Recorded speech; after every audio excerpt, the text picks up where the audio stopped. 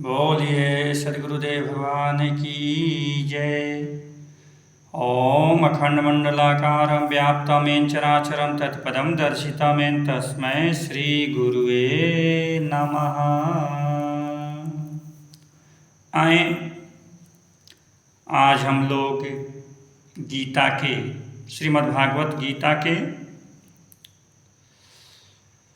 21वें अध्याय से प्रारंभ करेंगे।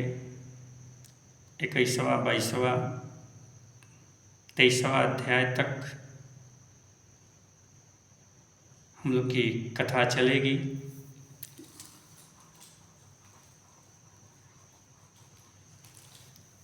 इक्कीसवां श्लोक में अर्जुन उवाच, यहाँ से अर्जुन जी कह रहे हैं क्या? ऋषिकेशं तदा वाक्यमिदमाह महीपते सेनयोरुभयोर्मध्ये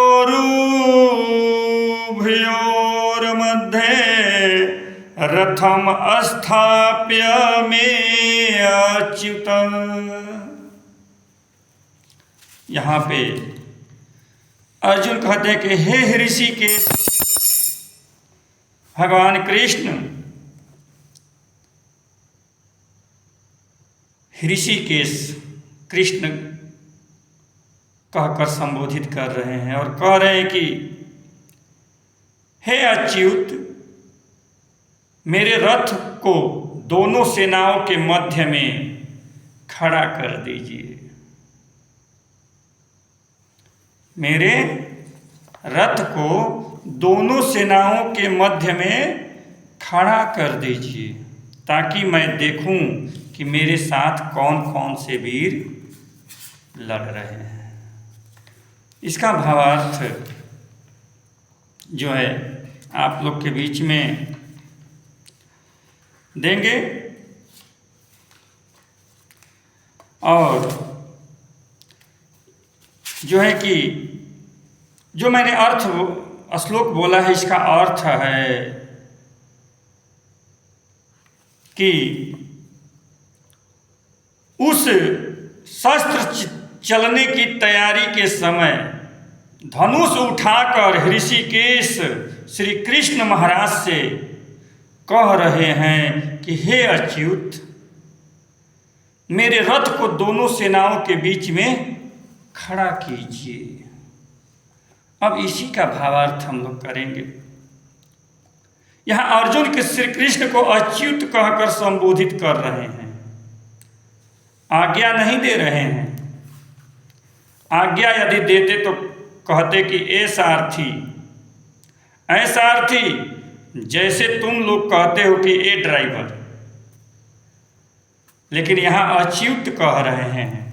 अच्युत अर्थात जो कभी मार्ग से च्युत न हो, भटका न हो, कभी मार्ग से भटके न हो, जिसका किसी तरह से योग खंडित न हो। अच्युत कहते हैं परम पिता परमात्मा को ही, परम पिता परमात्मा को ही अच्युत कहते हैं। इसलिए यह शब्द बड़ा सोच समझकर अर्जुन जी संबोधित कर रहे हैं। हे कृष्ण, आप तो अच्युत हैं, च्युत हो नहीं सकते हैं, राग द्वेष में पड़ नहीं सकते हैं आप। अतः मेरे रथ को दोनों सेनाओं के मध्य में खड़ा कर दीजिए। यह बात तो कोई नहीं कह रहा है। कोई कह रहा है? कोई नहीं कह रहा है। दुर्योधन भी नहीं कह रहा है। दुर्योधन तो द्रोणाचार्य के पास जाकर सेना का वर्णन कर रहा है। यहां तक कि युधिष्ठिर भी नहीं कह रहे हैं, लेकिन यहां अर्जुन कह रहे हैं। अर्जुन तो सेनापति भी नहीं है ना। क्यों कह रहे हैं? इसका भी कारण आगे बता रहे हैं। क्यों कह रहे हैं कि दोनों सेनाओं के बीच में खड़ा करिए? इसका कारण क्यों कह रहे हैं? आगे बताते हैं। अगला टॉपिक है वीरता का चिन्ह। 22वां श्लोक में आया है, क्या कह रहे हैं? यादवेतानीरीक्षे अहम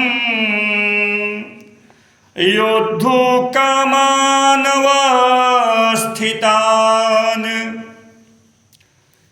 कैर्मया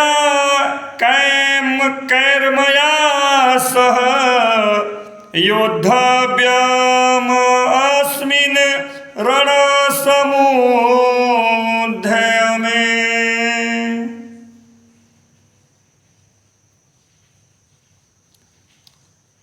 दोनों सेनाओं के मध्य में रथ को खड़ा कीजिए और बता रहे हैं, और जब तक कि मैं युद्ध क्षेत्र में डटे हुए युद्ध के अभिलाषी योद्धाओं को भली प्रकार से देख न लूं कि इस युद्ध रूपी व्यापार में मुझे किन किन के साथ युद्ध करना है, किन किन के साथ युद्ध करना है, तब तक उस रथ को वहाँ खड़ा रखिए। भगवान कृष्ण से कह रहे हैं अर्जुन जी कि जब तक मैं देख न लूं तब तक खड़ा कीजिए।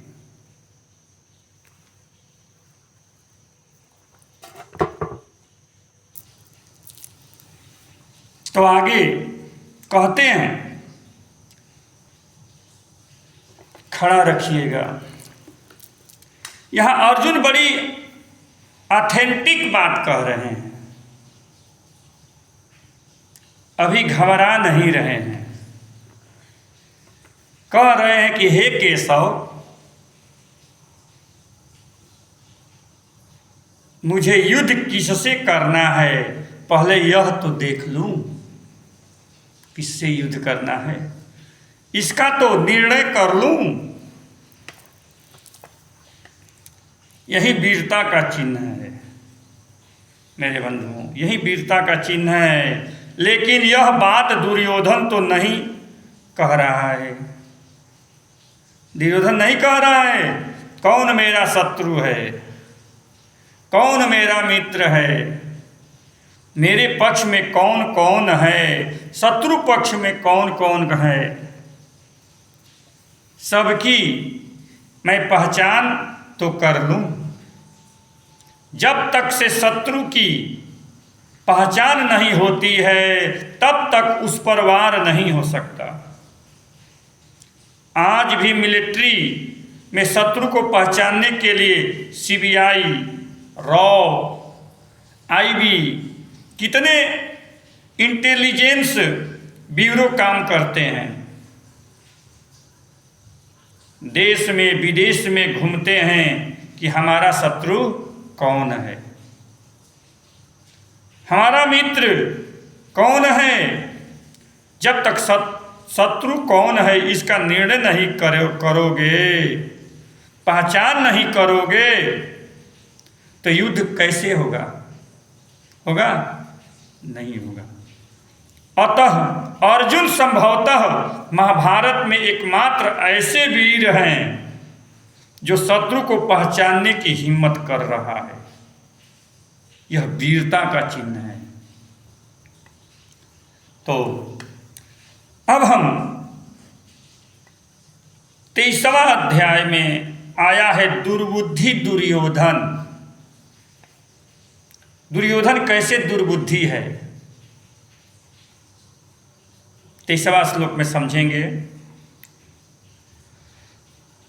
योत्सयमाना नवेच्छे अहयम् इत अत्र समागता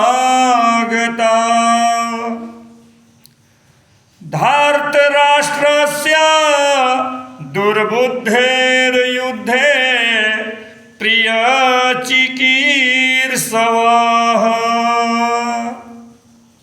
दुर्बुद्धि दुर्योधन का युद्ध में कल्याण चाहने वाले, इसका अर्थ यही होगा कि दुर्बुद्धि दुर्योधन का युद्ध में कल्याण चाहने वाले जो जो ये राजा लोग इस सेना में आए हैं, उन युद्ध करने वालों को मैं देखूंगा कि दुर्योधन के पक्ष से कौन कौन लड़ने आया है योद्धा, मैं उसको देखूंगा। यह बात अर्जुन जी कह रहे हैं, किससे? कृष्ण भगवान से। धृतराष्ट्र राजा है, उनके अधीन है संजय। संजय सुत पुत्र है, लेकिन वे बार बार धृतराष्ट्र का नाम लिए जा रहे हैं, बार बार धृतराष्ट्र का नाम लिए जा रहे हैं। आगे कह रहे हैं कि दुर्बुद्धि दुर्योधन, दुर्बुद्धि दुर्योधन संजय पिता धृतराष्ट्र से उनके पुत्र को दुर्बुद्धि दुर्योधन कहकर संबोधित कर रहे हैं। कौन? संजय। संजय धृतराष्ट्र द्वारा प्रथम श्लोक में पूछे गए प्रश्न मामका पांडवाश्चैव का ही बार बार उत्तर दे रहे हैं।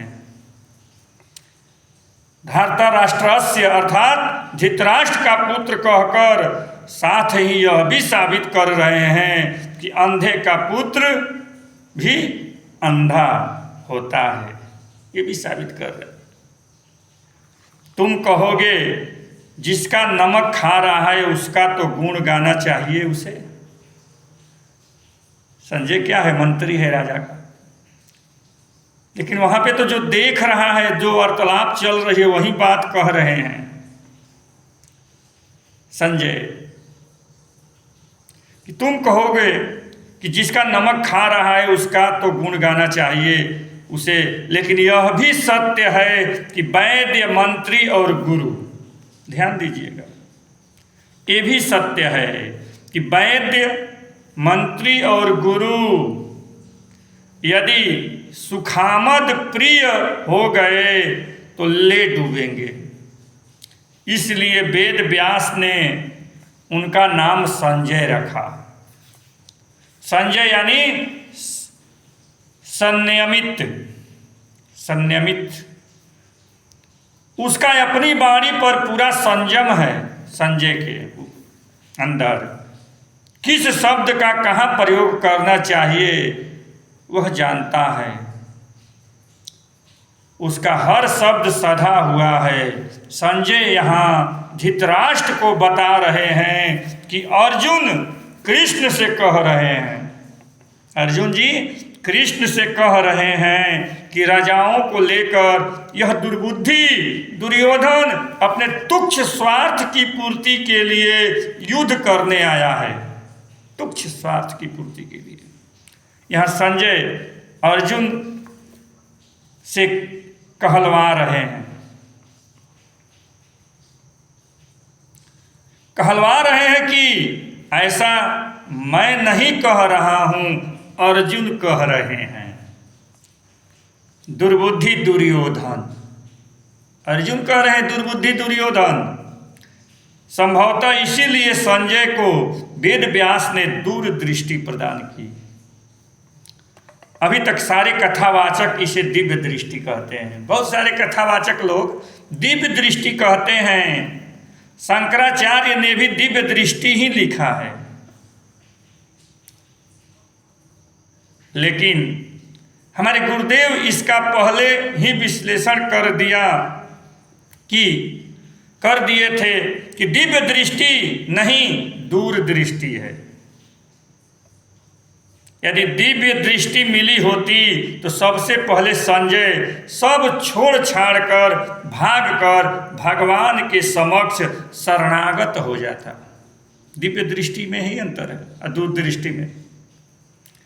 जिसको दिव्य दृष्टि मिल जाए वो परमात्मा को पहचान जाता, परमात्मा के शरणागत हो जाता, उसके ज्ञान के सचक्षु खुल जाते, दिव्य ज्ञान प्राप्त हो जाता। लेकिन दिव्य दृष्टि नहीं, दूरदृष्टि संजय को दिए वेद व्यास ने कि दूर के बातों को जान जाओ, देख लो, उसके अनुसार बताओ। अंधा को, धृतराष्ट्र को, जैसे विदुर के पास दिव्य दृष्टि थी, विदुर जी के पास दिव्य दृष्टि थी, उसने कृष्ण को पहचान लिया और इसीलिए युद्ध शुरू होने से पहले ही उनके सामने हथियार डाल दिए। विदुर जी, भक्त विदुर जी हथियार डाल दिए, कहा कि मैं कृष्ण से युद्ध नहीं कर सकता हूं, मैं कृष्ण से युद्ध नहीं कर सकता हूं। भाग गए। हिम्मत नहीं कि कृष्ण के सामने खड़े होने की, हमारे पास हिम्मत नहीं है कि कृष्ण के सामने मैं खड़ा हूं युद्ध के लिए। दूरदृष्टि केवल दूरदर्शन और दूर श्रवण है। दूरदर्शन, दूर के चीज को देखना और दूर के चीज को सुनना, यही है। संजय इसके माध्यम से धृतराष्ट्र का ठीक ठीक उपचार कर रहे हैं, ताकि किसी प्रकार धृतराष्ट्र की चेतना जाग जाए तो अभी यहीं से संदेश भेज देंगे कि युद्ध बंद करो। धृतराष्ट्र कह देंगे कि युद्ध बंद कर दो, अगर चेत गए तो। युद्ध का शंखनाद इसी तरह से हुआ है। किसके तरह से? दुर्योधन के तरह से, अधर्मियों के तरह से शंखनाद हुआ लड़ने के लिए। युद्ध शुरू इसी की तरह से हुआ है, तो युद्ध बंद भी इसी तरफ से होगा ना। कृष्ण तो अहिंसक हैं, कृष्ण हिंसक नहीं है। कृष्ण अहिंसक हैं, युद्ध प्रिय है नहीं। धृतराष्ट्र यदि कह दे तो एक क्षण में युद्ध विराम हो जाएगा। और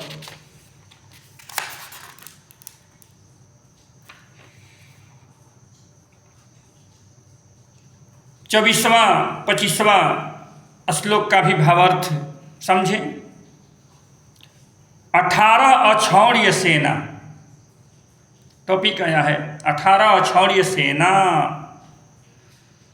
एवं मुक्तो संजय उवाच, संजय जी अब यहां से बोल रहे हैं।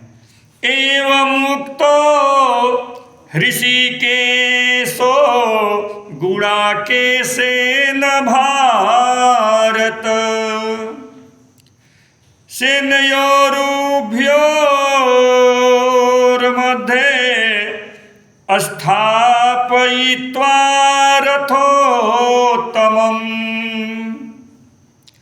भीष्मद्रोण प्रमुखतः सर्वेषां च महीक्षिताम्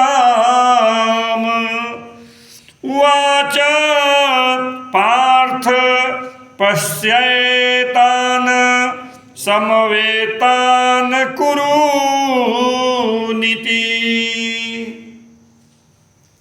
24वां और 25वां श्लोक में आया है। संजय यहां से कह रहे हैं कि संजय बोले कि हे धृतराष्ट्र, अर्जुन द्वारा इस प्रकार कहे हुए श्री कृष्ण चंद्र ने दोनों सेनाओं के बीच में भीष्म और द्रोणाचार्य के सामने, भीष्म और द्रोणाचार्य के सामने और संपूर्ण राजाओं के सामने उत्तम रथ को खड़ा किया। उत्तम रथ को खड़ा किया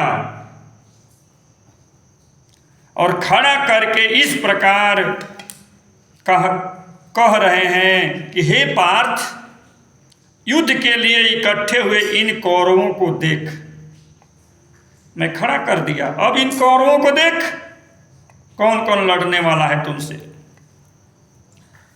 संजय धृतराष्ट्र से कह रहे हैं, क्या कह रहे हैं? यही कह रहे हैं कि दोनों सेनाओं के मध्य में भगवान श्री कृष्ण ने रथ खड़ा कर दिया।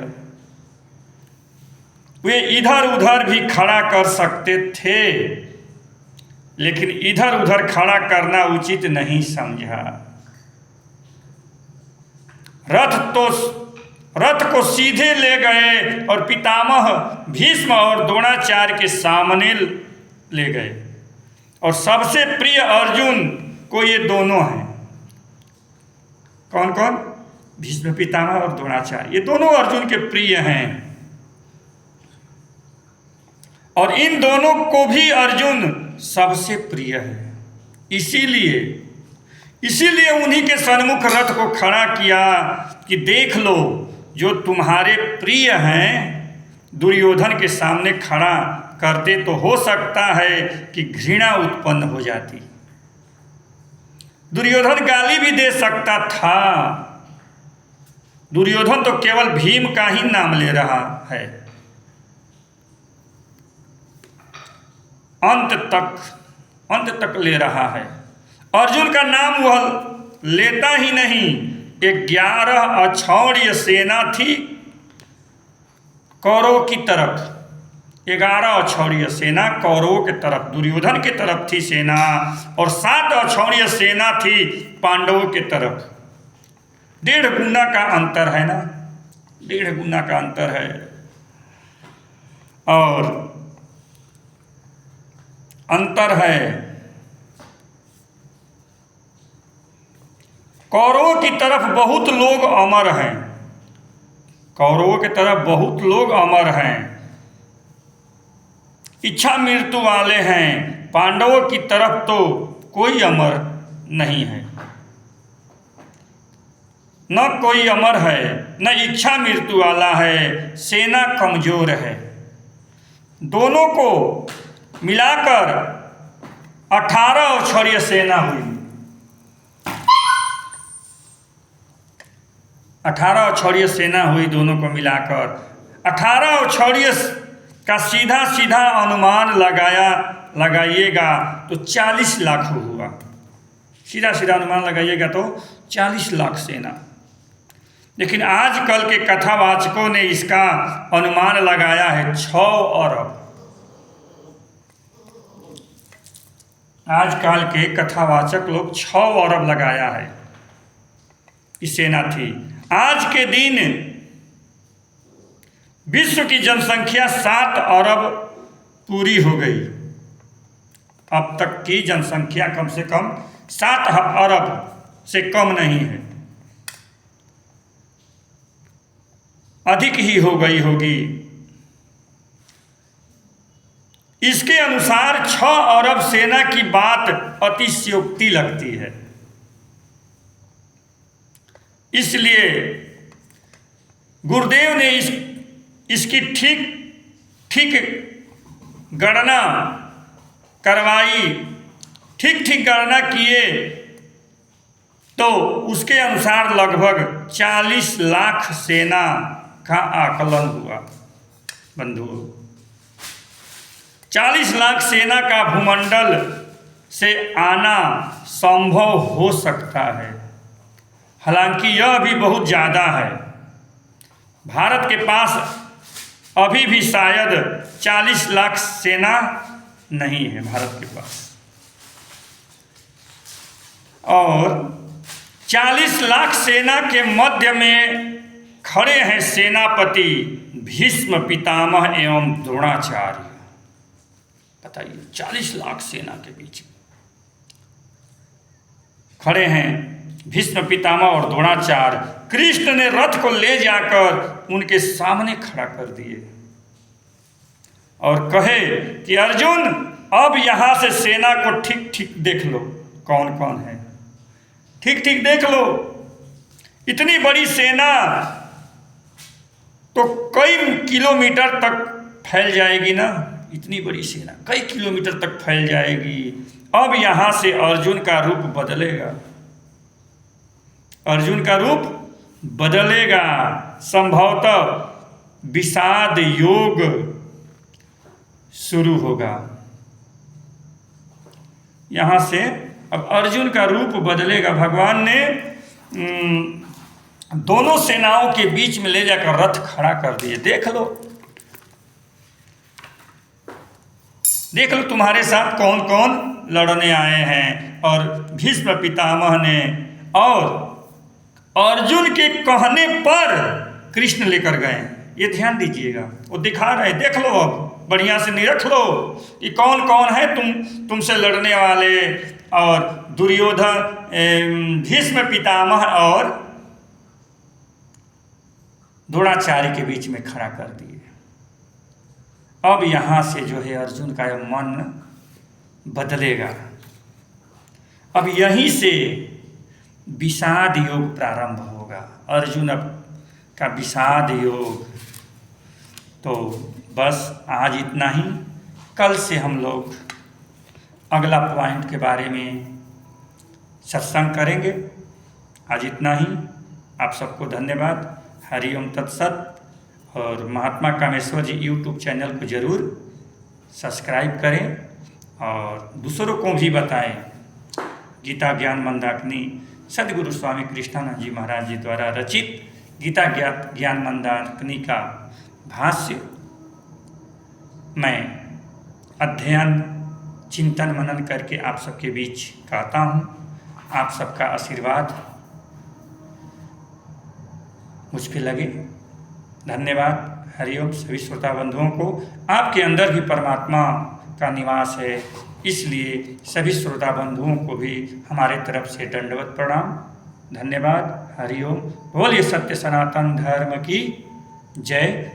सद्गुरु स्वामी कृष्णानंद जी महाराज की जय। द्वारिकाधीश भगवान की जय। महाकुंभ तीर्थराज प्रयाग महाकुंभ की जय। हर हर महादेव। नारायण। जय श्री कृष्ण।